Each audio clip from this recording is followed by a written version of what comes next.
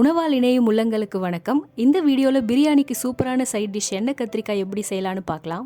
இதுக்கு தேவையானது வறுத்த வேர்க்கடலை 2 டேபிள் ஸ்பூன், சீரகம் 1/2 டீஸ்பூன், எள்ளு 2 டீஸ்பூன், வெந்தயம் 1/4 டீஸ்பூன், 7 கத்திரிக்காய் எடுத்துருக்கேங்க. அது இந்த மாதிரி நீல வாக்கில் கட் பண்ணி வச்சுருக்கேன். ஒரு பெரிய சைஸ் வெங்காயம், ஒரு பெரிய சைஸ் தக்காளி, 2 பச்சை மிளகா, கொஞ்சமாக கருவேப்பிலை, நல்லெண்ணெய் 5 டேபிள் ஸ்பூன், ஒரு லெமன் சைஸ் அளவுக்கு புளி எடுத்து 1/2 கப் தண்ணியில் கரைச்சி வடிகட்டி வச்சுருக்கேன்.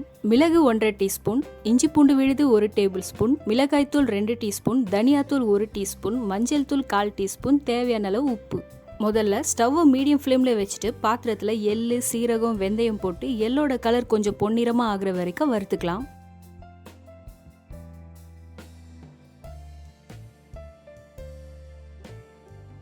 இப்போ இதில் வேர்க்கடலை சேர்த்துக்கிறேன். இது ஏற்கனவே வறுத்த வேர்க்கடலை தாங்க வாங்கியிருக்கேன், அதனால லைட்டாக வறுத்தா போதும்.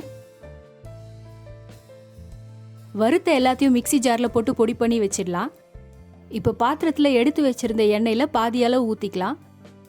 இதில் கட் பண்ணி வச்சிருந்த கத்திரிக்காவை போட்டு கத்திரிக்காவோட கலர் கொஞ்சம் மாறுற வரைக்கும் வறுத்துக்கலாங்க.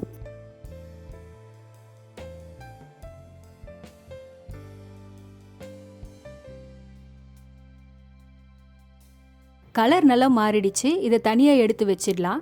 அதே பாத்திரத்தில் மீதி இருந்த எண்ணெயை ஊற்றிடுறேன். இப்போ மிளகு சேர்த்துக்கலாம். இது நல்லா பொரியட்டும். சில மிளகு நம்ம மேலே தெறிக்க வாய்ப்பு இருக்குது, கொஞ்சம் சேஃபாக பண்ணுங்க. மிளகு பொரிஞ்சதுக்கப்புறம் கருவேப்பிலை, கட் பண்ணி வச்சுருந்த வெங்காயம், பச்சை மிளகா போட்டுக்கிறேன்.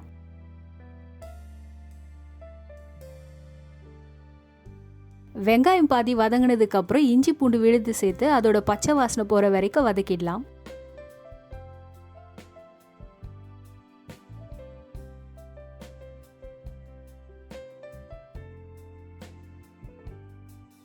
இப்போ தக்காளி சேர்த்துக்கிறேன். கூடவே தேவையான அளவு உப்பும் சேர்த்து தக்காளியோட பச்சை வாசனை போற வரைக்கும் வதக்கிடலாம்.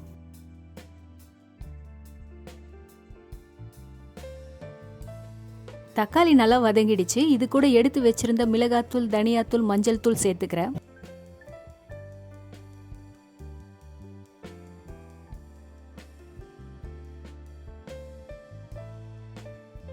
இது கூட 3/4 டம்ளர் தண்ணி சேர்த்துக்கிறேன்.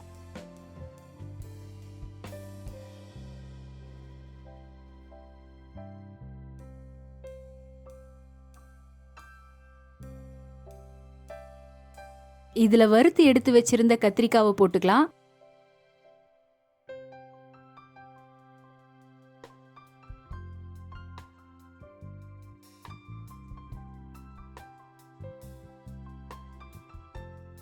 இப்போ புளி தண்ணி சேர்த்துக்கிறேங்க.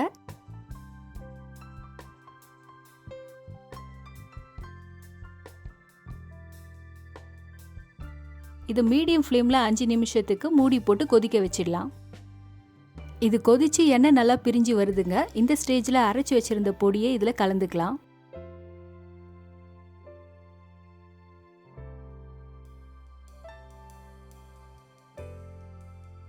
இப்போ இதில் 2 டம்ளர் தண்ணி சேர்த்துக்கிறேன்.